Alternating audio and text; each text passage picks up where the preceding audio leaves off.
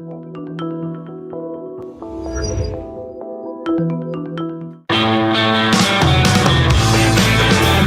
is the Gerry Callahan Show.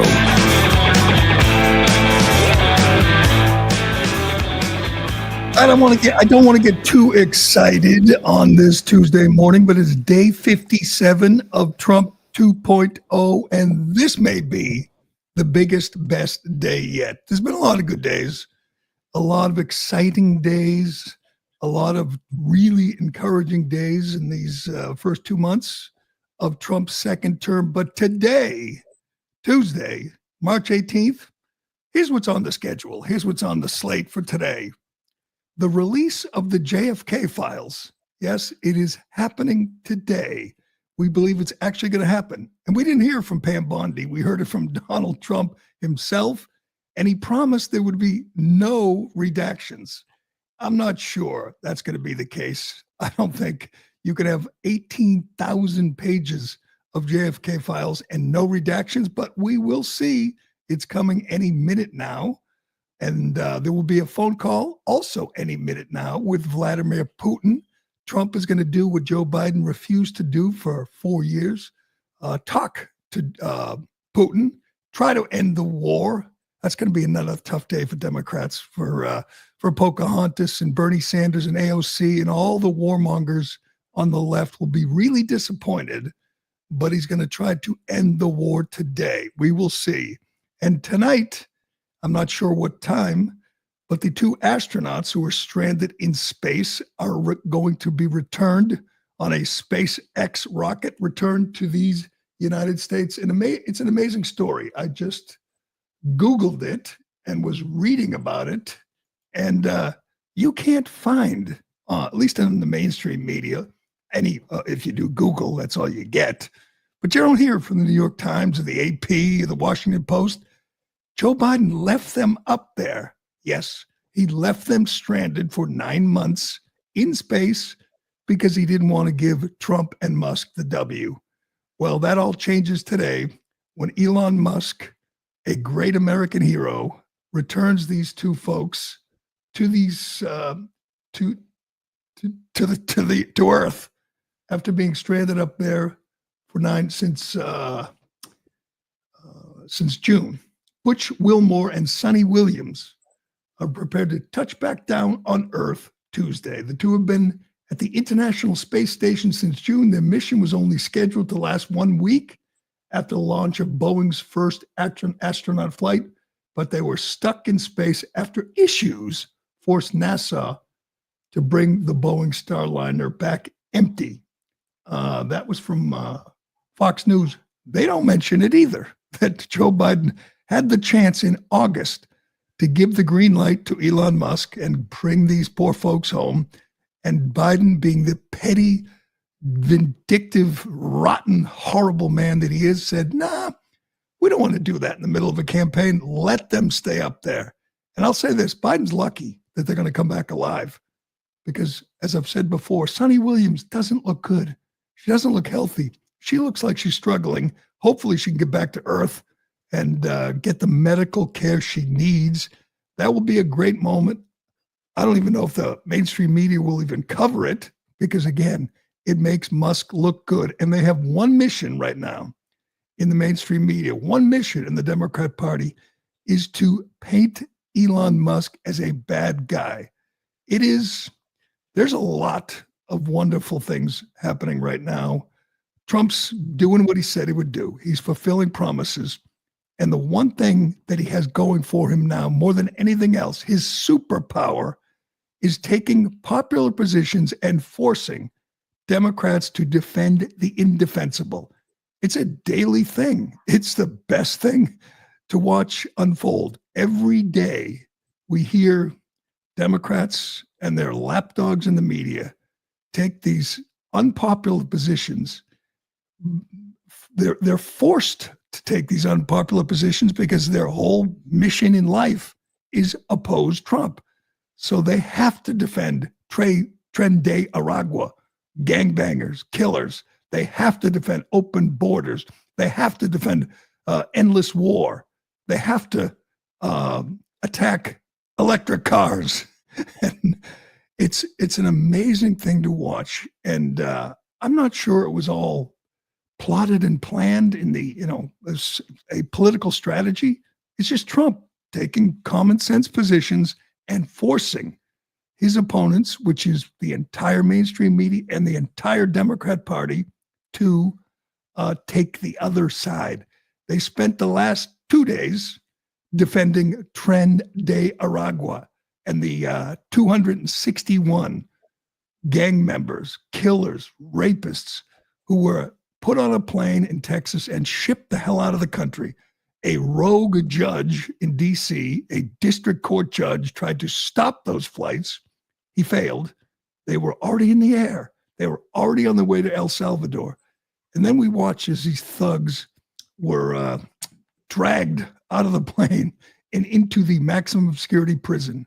As I said yesterday, I've never seen anything that serves as a deterrent better than the video the president of El Salvador, Bukele, posted, and the Trump administration put out their own videos showing what will happen if you don't self-deport, what will happen if you're a gang member and you come here and you think you've found sanctuary in the United States. You did. For 4 years you did, but those days are over, and now you're going to live in hell if you break our laws, come to our country. There's a good chance you're going to be on one of those planes if the judge Boasberg doesn't get his way and we can continue these flights. Tom Homan was asked what's next. He said, more flights, more flights. That's what's coming. More gangbangers, more murderers, killers, rapists, drug dealers on the planes headed back, headed to El Salvador or wherever the hell they came from. It was an amazing thing to watch yesterday, listening to one media member after another, one Democrat after another, outraged that we remove the worst of the worst. That's what Trump promised. Start with the worst of the worst. That's what he did. That's what Homan did. That's who these guys are. And Democrats had no choice but to say, this is so wrong. A judge, one unelected, far left, radical, rogue judge in D.C. said, you can't do this. And they thought Trump was just going to stop. He's doing what he promised to do. He's doing what was long overdue. He's getting these thugs out of our country, and Democrats are trying to stop him.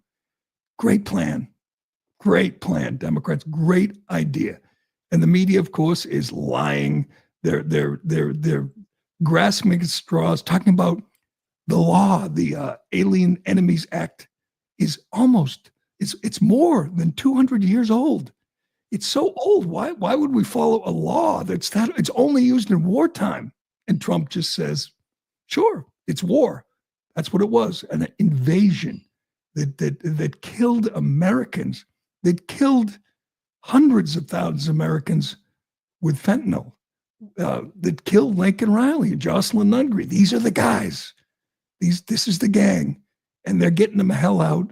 And Democrats are forced to say, whoa, is this right? Is this fair? Can you get me Tom Homan when he's asked about this old law? You're really going to use a 230-year-old law, Tom? God, he's beautiful. This man is just gorgeous. I love him. Here's Homan when asked, isn't that law kind of old? Go ahead. You say to those who claim you're using a 200-year-old law to circumvent due process? An old law? Not as old as the Constitution. We still pay attention to that, don't we? But some would say this is... How many more times? Not as old as the Constitution, and it's not as old as the Bill of Rights. Homan was great yesterday, as usual. But I have to say, he's in a tight competition for the best member of the Trump team when it comes to dealing with the media. I think Homan might have to take a step back. He might have to take a back seat because there is no one better than Stephen Miller, who's now a advisor to the president handling these immigration issues. And he is it's no match. The media tries to go up against him. They try their best do battle, to go toe to toe with Stephen Miller. He's too smart. He's just too smart. He's too good. He's too well spoken. He's too well versed on the issues, and they just can't do it. I want to get to this because it is so good. If you haven't seen it, you must just Google it. Look for it. I tweeted it out. There's a 9-minute and 42-second video. Generally, you see these and you say, it's too long. It's not too long. I'm telling you, it is better than anything on Netflix. It is better than anything on HBO. This is Cassie Hunt, anchor, left winger, just typical, just vapid teleprompter reader, attempting. I don't know if she wants to do this. I always wonder, is her boss telling her, you have to interview Stephen Miller? He's going to destroy you, but you have to because he's available and he's representing the Trump team and he's in charge of immigration and deportations. I don't know, Ironhead. How much of this should we play? I almost want to play the whole 9 minutes and just sit back and just marvel at this guy. He is just brilliant, and he never gives an inch, and he never tries to, reach a middle ground. And let's just get along. Doesn't do it. But what do we got? Like, is this the short version? I'll do the shorter version, and if you're still itching, we can.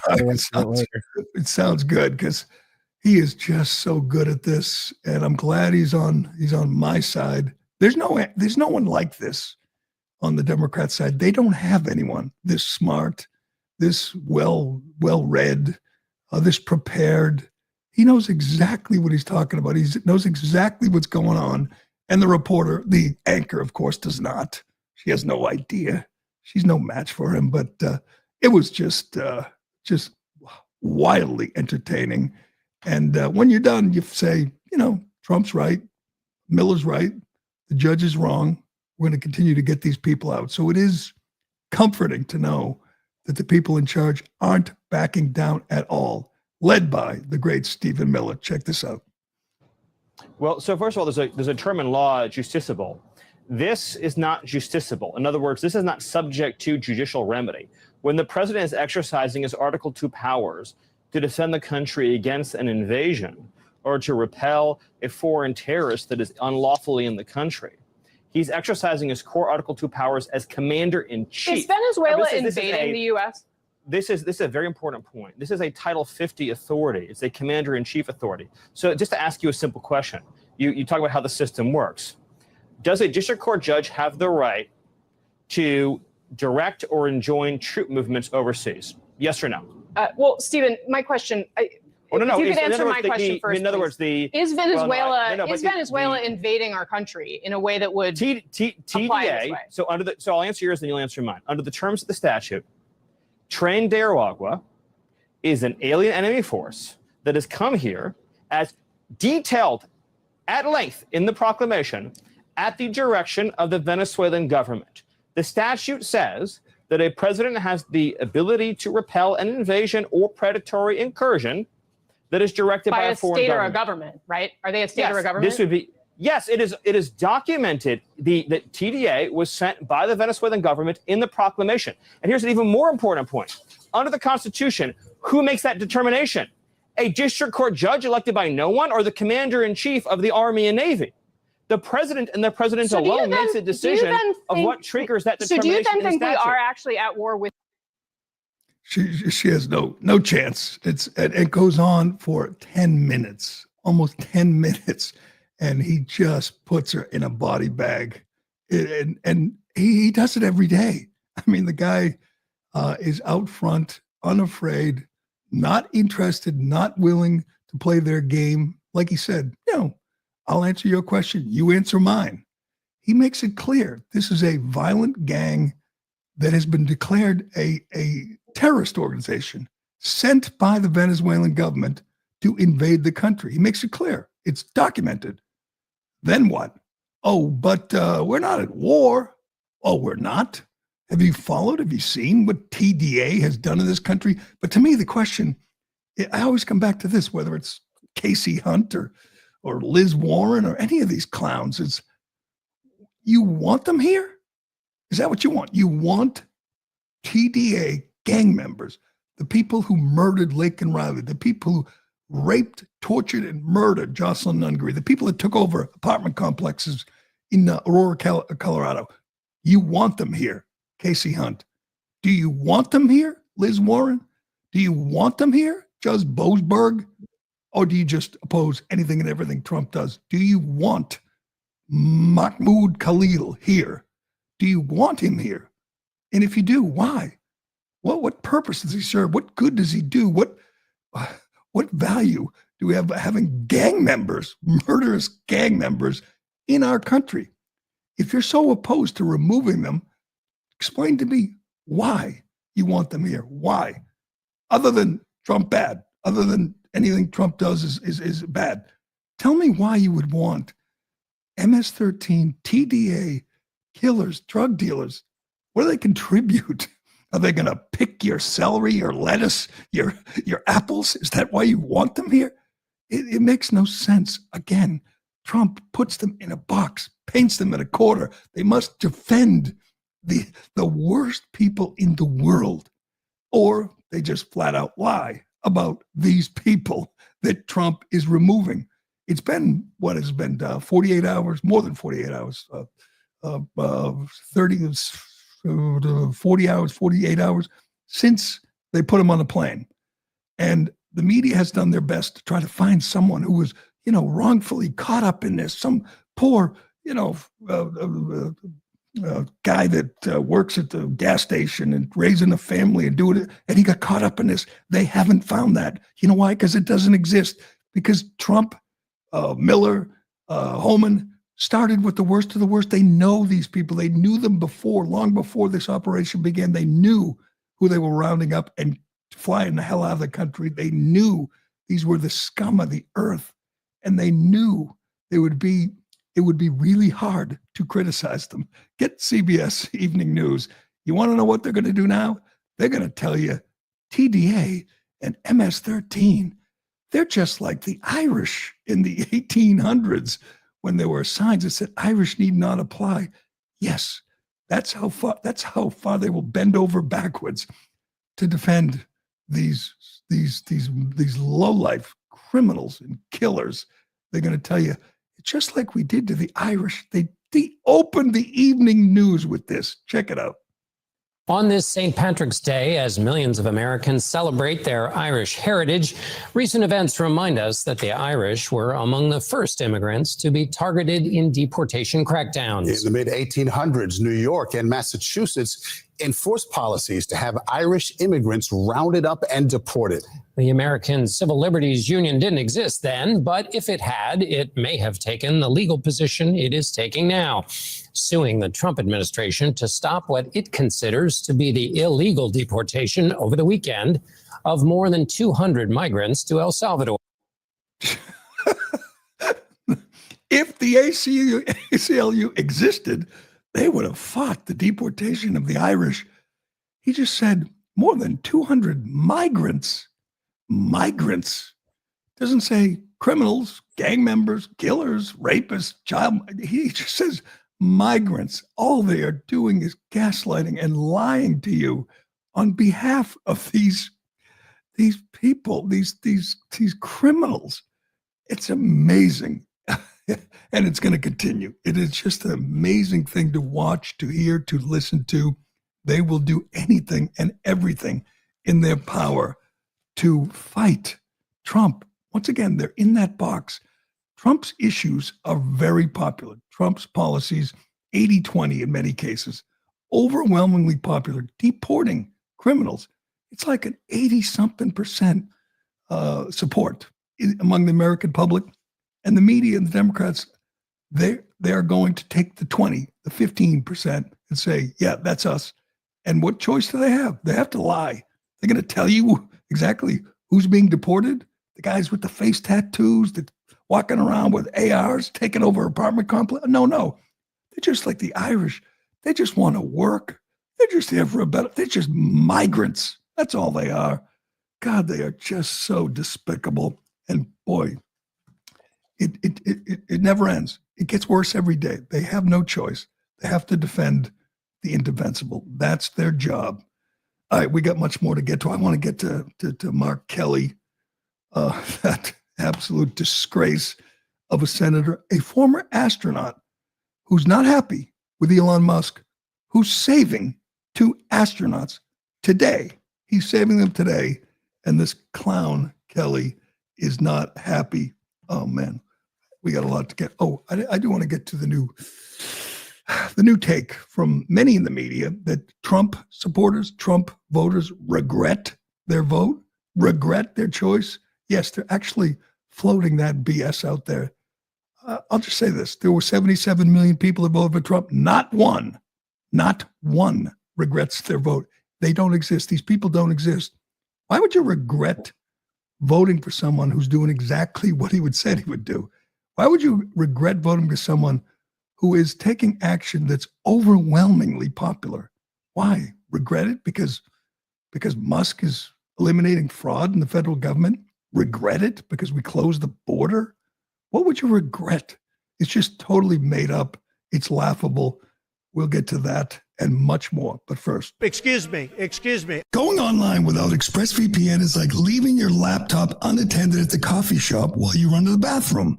Most of the time, you're probably fine. But what if one day you come out of the bathroom and your laptop is gone? Every time you connect to an unencrypted network in cafes, hotels, airports, whatever, your online data is not secure. Any hacker on the same network can gain access to and steal your personal data, passwords, bank logins, credit cards, all of it. ExpressVPN stops hackers from stealing your data by creating a secure encrypted tunnel between your device and the internet.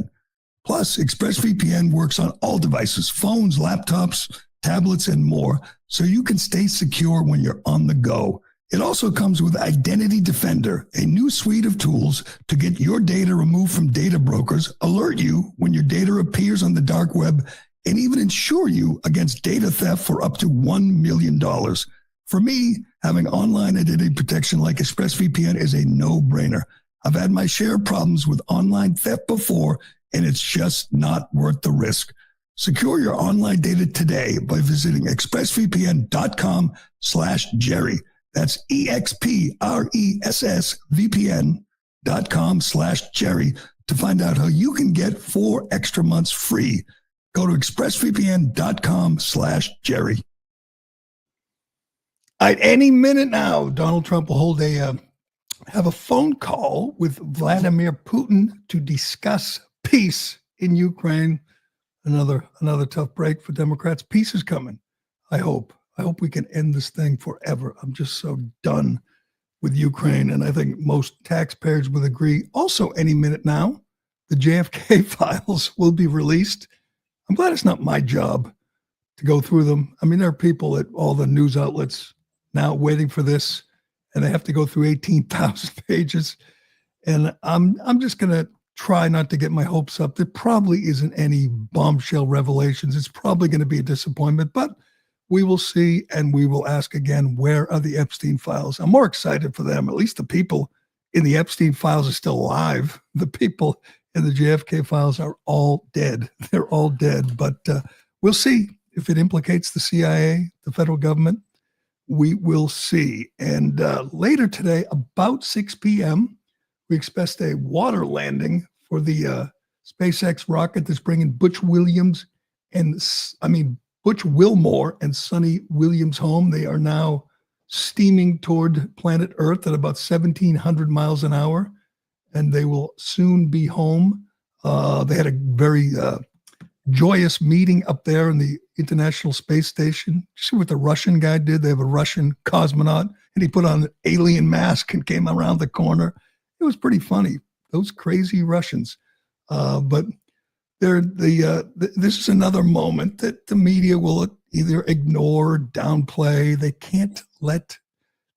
can't show Musk as a conquering hero. They're committed to smearing and slandering the man. It's going to be tough today, but they're busy keying Teslas and keying Cybertrucks. I always wonder, you're vandalizing a Tesla what makes you think the guy is a Trump supporter? I mean, most Tesla buyers, most Tesla drivers until 3-4 months ago were not Trump supporters. So if the car's, if they bought the car, last year, they're probably not Trump supporters, and yet you're still vandalizing it and painting swastikas on it. It's just so illogical, and they're catching a lot of these people because these Teslas, these Cybertrucks are covered with cameras. They have all cameras at every angle. So they're catching some of these scumbags and hopefully prosecuting them because it just makes no sense. You want to protest Trump or Doge or whatever, fine. Why are you going after people who bought the best electric car in the market? They were trying to save the earth a few months ago, and now you hate them. And it is, again, one of those just incoherent, illogical, insane moments. So Mark Kelly is a U.S. senator. He's a left-winger from Arizona. He's a terrible guy, terrible senator. But he was an astronaut. He was a hero. He was a Navy pilot who flew missions over Iraq. He was a great American until he lost his mind and fell in with the Democrat Party, which is, again, devoted to just hating Trump, raging against Trump. He had a Tesla. Lots of politicians, mostly Democrats, had Teslas. AOC drives a Tesla. But then Musk tried to eliminate waste in the federal government, so he's a bad guy. He tried to expose all the schemes and scams Democrats are running out of D.C., so he's a bad guy. So you must get rid of your Tesla. We've seen all these celebrities like Sheryl Crow, donating their Teslas, or that guy that trashed his own Tesla in protest. Well, Mark Kelly said he has to get rid of his Tesla because Musk is an asshole. That's his logic. What makes him an asshole? He just saved two of your comrades, two fellow astronauts. He's advancing space exploration. He's trying to get to Mars. And perhaps the most famous living astronaut, Mark Kelly, is mad. And he said he's got to get rid of his Tesla. Well, this proves two things, that Trump derangement syndrome just trumps all. I mean, it just consumes you. You can't look at the good the guy has done, the good the guy's doing. All you look at is he's a Trump guy, so I have to get rid of my car. Second, he's another climate, crazy. He told you buying a Tesla, buying an electric car was saving the planet. He told you if you didn't buy an electric car, you were contributing to the destruction, the imminent climate apocalypse. I guess we're all done with that.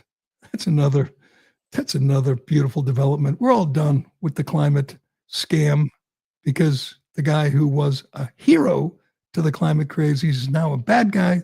So we must get rid of our Teslas and replace them with Chevy Tahoes. That's what he bought, a Chevy Tahoe, which gets 13 miles to the gallon and has fewer American-made parts than Teslas.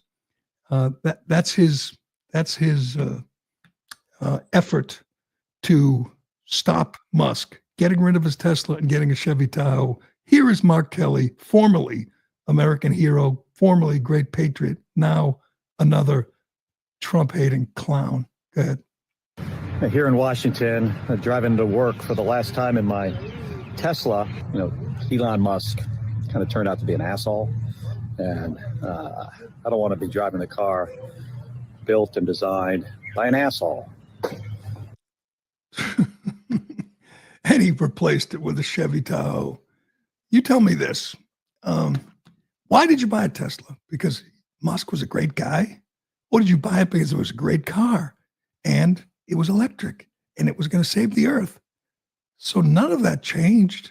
It's still a great car. In fact, Tesla owners, they not only were the great virtue signalers a few months ago saying, I'm doing my part, but they also loved the car. They loved the technology, the innovation.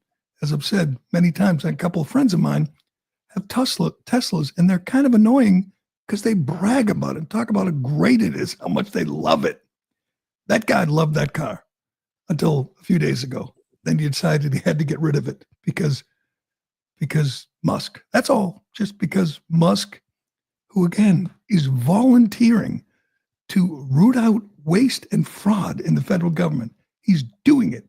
He's doing great things for this country. And because this clown is a Democrat, he must hate Musk. He must get rid of the Tesla that he absolutely loved. I guarantee it. Loved it. I guarantee he bragged not long ago, bragged to friends and colleagues about how great that car is, best car I ever owned. And now he's got a Chevy Tahoe because he's going to show Musk. You got to show him. What's Kelly going to say tonight when his two fellow astronauts return home triumphantly to solid ground, to walk back, and they're on Earth, and they're saved, and they're alive, and they're healthy, and they're good? What's Kelly going to say then? Is he going to thank that asshole he just talked about? Is he going to thank Musk for saving his fellow astronauts? Or is he going to say, you know, he's trying to rob people of their Social Security. He has our most sensitive data. It's another ridiculous line. A federal employee, Elon Musk, is in the federal government looking in federal offices, and they're crying because he has access to sensitive material, sensitive data. What administration doesn't have access to your sensitive data? Of course, every administration does. Everyone who's at the IRS or the DOJ has access to your sensitive data. What's different now? Difference now is this guy's not in it for himself. He's not trying to enrich himself. He's trying to help the country. Speaking of trying to enrich himself, let's get to, it's hard to say on a day like this, my favorite story, but it is my favorite story. It really is. Trump found out, he claimed he found out that Hunter Biden still had Secret Service protection. I think it was Sunday. Monday, no more. Monday, he revokes the Secret Service detail from Hunter and from Ashley Biden. Now, you know why this happened? Because once again, Hunter Biden is an entitled punk, an arrogant, entitled punk. The reason this was a story, the reason this was brought to the attention of the president is Laura Loomer broke this story. She had sources in South Africa. Hunter Biden, who claimed he was broke a couple of weeks ago and asked that the suit be dismissed, that he was suing the Marco Polo guys who did the laptop, put together the whole book about the laptop and revealed a lot of things embarrassing to Hunter. He was suing him, but he asked the suit to be dropped because he couldn't afford it anymore, dismissed, at least until he could afford it. And what did he do next? He took a trip to South Africa with his wife and his kid for like 2 months, a guy who had no money. And then you said, well, who goes with him to why is he in South Africa? I assume it's to make money, somehow make money. Well, we find out that he has a Secret Service detail with as many as 18 people. 18! And they travel to South Africa for like 2 months. Imagine what that costs. Why? Why are we paying for this? There's no legal obligation. He shouldn't have had this detail. Sister Ashley Biden had 13 Secret Service agents on her detail. Let me ask you this. Who would try to kill Hunter Biden and Ashley Biden? The only people who are that violent, they're on their side. They're the ones taking shots at Trump. They're the ones threatening to kill Musk. No one's threatening to kill Ashley Biden. She doesn't need Secret Service protection. The law requires that the Secret Service protect when a president leaves office, requires it to protect the president, his wife, and any kids under 16. Hunter Biden is 55. Ashley Biden's 43. Why do they need Secret Service protection? They don't. It's just like with Dr. Fauci. He had a detail that cost $20,000 a day, a limo or an SUV, a driver, a bodyguard. Why? No one's trying to kill Hunter or Ashley or Fauci. It just made him feel important.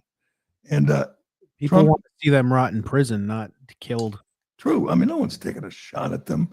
Well, Trump immediately said, no more. Can I read his post? Put that up there from Trump. Hunter Biden has had Secret Service protection for an extended period of time, all paid for by the U.S.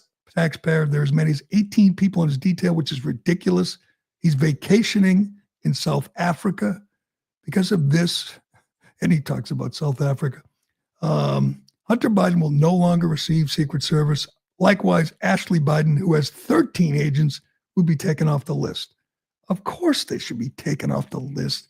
I saw some people push back on this and say, oh, but they'll just do the same thing. If a Democrat wins in 2028, they won't give Eric and Don Jr. Secret Service protection. We're done with that. We're done with that. What if they do to $1 selling influence to his father, selling out this country? He can afford it, despite what he says. He sold his finger paintings for $54,000 each. He can afford a security detail if he wants one. There's no way an American taxpayer should be paying for that. All right. We got so much more to get to. I got to get to this new hot take from the media. It's the silliest thing ever. Trump voters are having buyer's remorse. Yes, they're actually going to go with that. Buyer's remorse. We'll tell you about that and more. But first. Excuse me. All right, a reminder to pick up your Callahan coffee. It's simple. And by the way, I heard lots of reviews over the weekend. I told you I saw a lot of people, and they all tell me how good the Callahan coffee is. Proudly roasted to order in Waltham, Mass. We ensured that you're getting the freshest and highest quality coffee beans possible, delivered right to your door. Try it. Check it out. Just go to CallahanCoffee.com or click the link in our social media bio to order now. Hi, it's Tony Marino, host of the super popular Newsmax Daily Podcast, a rundown of the day's top headlines and top highlights of Newsmax shows and interviews you may have missed, plus some sports, stock markets, and even some yucks, all packed into about 20 minutes. Search for the Newsmax Daily with me, Tony Marino, on your favorite podcast platform, and check out our entire lineup of great podcasts, including Greg Kelly, Rob Carson, and Gerry Callahan at newsmax.com/listen. Ooh, that's interesting. Corey says the poly market odds now have 4% say the JFK assassination was an inside job, 2% that JFK was assassinated by a foreign power. I don't know. I think the one agency that's a little nervous is the CIA. Obviously, nobody's still alive who was involved, but it does make the CIA look bad. And it does make you wonder, why has it been classified, held under wraps for 60 years? Why has no president released it? Why didn't Trump do it the first time? So we will see. Has it happened yet? Not yet. Any minute now, supposedly, allegedly. A combination of the mob and the CIA, I think. Yeah, I mean, the big question, did he act alone? Of course he didn't act alone. Oswald didn't act alone. But CIA, the Soviets, the Cubans, the mob, I'm just hoping someone, highlights it for me. Hoping some diligent reporter from somewhere gets the yellow highlighter out there and helps us find the good parts, if there are indeed 18,000 pages released today. And I think it makes it more likely we see the Epstein files too, because, hey, we're all about transparency here. We're protecting no one. We're hiding it from no one. So let's get to that. Let's do it. Let's drop it. Let's see what happens. So what if it makes the CIA look bad? CIA already looks bad. CIA is on a bad run. Hopefully Trump can reform it, but we will see any minute now. And any minute now, Trump is going to talk to Putin. What is it? What is Moscow? 8 hours ahead of us, something like that. So hopefully it's a good time to get that done, get that call over with and end the war. Then what? Then what's the media going to do? Then they're going to say, oh, he surrendered. Oh, he's a Putin puppet. How about this story before we get to the media's claim that Trump voters are suffering buyer's remorse? This is incredible. It just kind of goes under the radar. No big deal. The Associated Press had a story yesterday where they claimed new U.S. Director of National Intelligence Tulsi Gabbard said that Donald Trump and Russian President Vladimir Putin are, quote, very good friends. Yes, the AP wrote the story. I just read it. Very good friends. Now, that is obviously libelous, that's defamatory. She didn't say that. They were wrong. They just had to issue a correction. Oh, they didn't issue a correction. They withdrew the story and admitted she was talking about Trump and India Prime Minister Narendra Modi. They will publish a new version of the story. Oh, so whoopsie. As always, these mistakes only go one way. They literally claimed she said Trump and Putin were good friends. She never said that. They just made it up, as usual, just made it up. I had, give me that Caroline Levitt clip yesterday, because Caroline Levitt, 2 months in, is just kicking ass. Again, I would have trouble naming my favorite member of the Trump team so far. Like I said, I'm a huge Tom Homan fan. I'm looking forward to Kash Patel and Dan Bongino doing their thing. Stephen Miller's on a roll. He is always great. But Caroline Levitt has just exceeded expectations. Again, she's 27 years old. It'd be impossible for her to be as well-versed as Stephen Miller or Marco Rubio, but she has a grasp on the material. She comes prepared. There's no binder. There's no, I'll get back to you on that. She has answers. She pushes back against the fake news and all their obvious narratives that they're trying to pursue. And she had a moment yesterday. It was my favorite moment so far in the first 57 days when Caitlin Collins from CNN, she's kind of taken the role of Jim Acosta, where she's going to do battle with the Trump administration every day, comes in there with a hostile question, which is fine. I look forward to these moments, but she was going after Trump for the auto pen claim that Biden made these pardons with an auto pen, therefore they're null and void. Well, we don't know if that's true, but it's a good question. We've seen the video. We do know he used auto pen. We do know that it was not his signature on all those pardons. It was an automated device that put his signature on the pardons for Milley and Fauci and his family members. That's clear. Now, does that make it null and void? We don't know. Trump declared it null and void. Will it get to the courts? Yes. Will we find out eventually if that does indeed invalidate the pardons? We'll find out. But he didn't sign them. That's clear.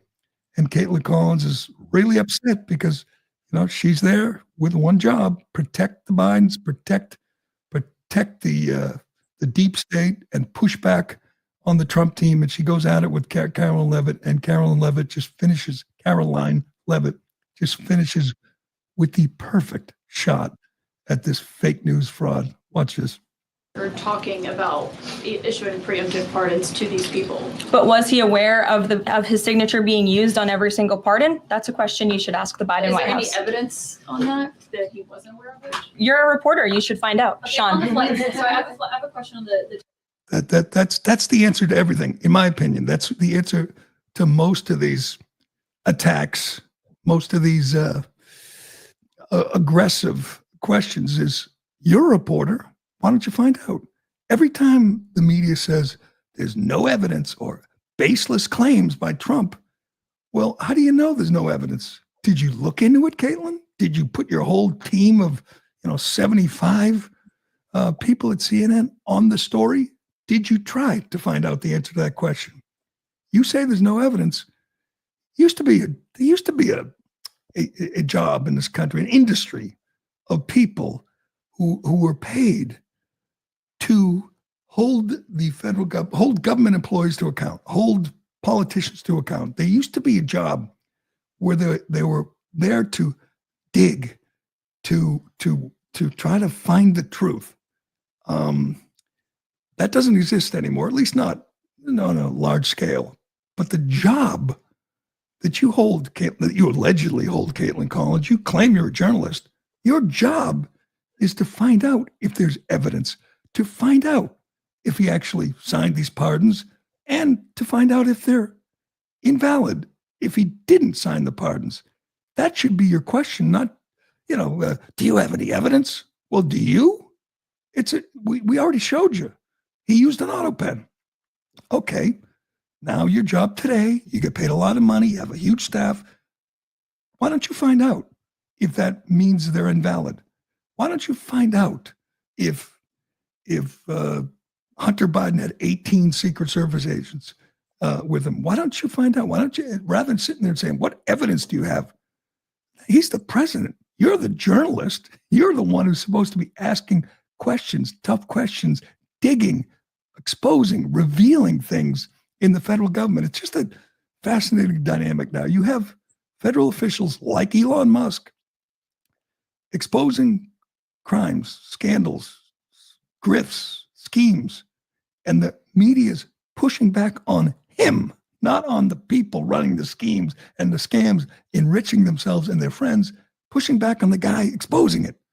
That is just a remarkable thing. I mean, journalists, real journalists, and there's not many of them, just must be looking in disgust at people like this, like Caitlin Collins, or like CNN, who had on the founder, I believe, and reporter of from the Bulwark. Bulwark's a Never Trump organization, Never Trump site that just like project like Lincoln Project. Everything Trump does is bad. They claim to be whatever centrists or just never Trumpers. And they have this woman on talking about whatever the issues of the day. Do you have Sarah Longwell? I believe that's her name. Talking about the issues of the day. And to me, there's lots of really absurd takes, but this is the dumbest of all. It really is. At this point, they're claiming, and I've seen it a few places, she's not the only one claiming, oh boy, Trump supporters, they're regretting their choice. Sure, they wish Kamala Harris were president. Then we wouldn't have these problems. It's the most absurd take. Nobody is regretting their vote for Trump. Not at this point. We'll see how it plays out. But how could you regret? Why would you regret voting for someone who's doing just what he said he'd do when you voted for him? Where's the logic? Well, they don't need logic. They just need to stop Trump, hate Trump, push back on Trump. Here is Sarah Longwell with Dana Bash on CNN. I say buyer's remorse, but I want to be clear that I don't mean they're saying, boy, I regret voting for Trump and wish I'd voted for the Democrats. It's more that they're saying, well, this is not what I thought he meant he was going to do. For example, you hear a lot of people on immigration saying, I thought he was just going to deport criminals. I didn't think he was going to deport the grandfather next door. And so there's a lot of voters, and also for a lot of these voters who voted for Trump strictly on the economy because they wanted prices lowered, they're saying, man, he's doing a lot of stuff on DEI, or he's firing, people in charge of the nuclear program, but he's not focused on costs. Nothing's getting cheaper. And I'm worried about the tariffs making things more expensive. And so that's really what we're seeing is kind of I didn't really vote for this. This isn't what I thought I was getting. Okay, that is absolutely 100% made up out of thin air. You hear a lot of people, she said, you hear a lot of people saying, I didn't think he was going to deport that grandfather. Well, here's an idea. You're allegedly a reporter. Why don't you go talk to that grandfather and his neighbors? You can't, because you just made it up. And you said he was going to lower costs. I didn't think he was going to do all this DEI stuff. There's not one of the 77 million people who voted for Trump who doesn't want him to bring an end to DEI. That is absolutely universal. That is applauded by every Trump voter. She just made up that whole thing. You hear a lot of people saying they wish he would do this and not that. No, you don't. You don't hear that at all anywhere. You just completely, totally made that up. That they wish he would focus on prices. He is. Prices are coming down. Have you seen the egg prices, lady? Gas prices? And you think people regret it because he's eliminating DEI? And he's only gonna deport criminals. That's what he's doing. That's exactly what he's doing. They are lost. They really are. They don't know what to do when they wake up in the morning. What do I do today? If I'm a reporter at CNN or the Bulwark, what do I do today? Defend TDA? Defend gang members who murder little girls? Or do I defend endless war that costs hundreds of billions of dollars? or I defend DEI, or do I defend worthless bureaucrats in the Department of Education making on average $144,000 a year and do nothing, don't even show up at work? Who do I want to defend today? To be honest, to be fair, it is a tough job. It is an impossible job. And you know what you got to do? You got to lie. You got to lie. That's what you got to do. You got to say, people regret this. They don't want him to deport that grandfather next door. People don't want him to eliminate DEI. Yes, they do. That's exactly what they want him to do. They don't want him to bring astronauts home safely. They don't want him to end the war in Ukraine. No, they don't want him to release JFK files or Epstein files. You run with that, lady. You go with that. Caitlin Collins, good plan, good idea. It is just, I can't tell you how much I'm enjoying this. It is just every day better than the last. Here we are, day 57, and it could be the best day yet. It really could be. We'll see. I mean, I don't know. Maybe nothing comes of the Putin call. Maybe the JFK files are a big dud, but he's doing what he said he would do. And that's why nobody regrets their vote, at least not at this point. It's not happening. All right, we will leave it there for today, this action-packed Tuesday. Appreciate everybody listening and watching. Don't forget to subscribe. Go to Spotify. Go to Apple. Give us a follow. Thanks. We do appreciate it. I'm Gerry Callahan. This is The Callahan Show, and we will do it again tomorrow. Thank you. Thank you. Thank you. Thank you. Oh, my God. Is she crazy? Thank you. Thank you Wow. all. Thank you so very much. Thank you, everyone. Thank you, everyone. Thank you. Oh, too many.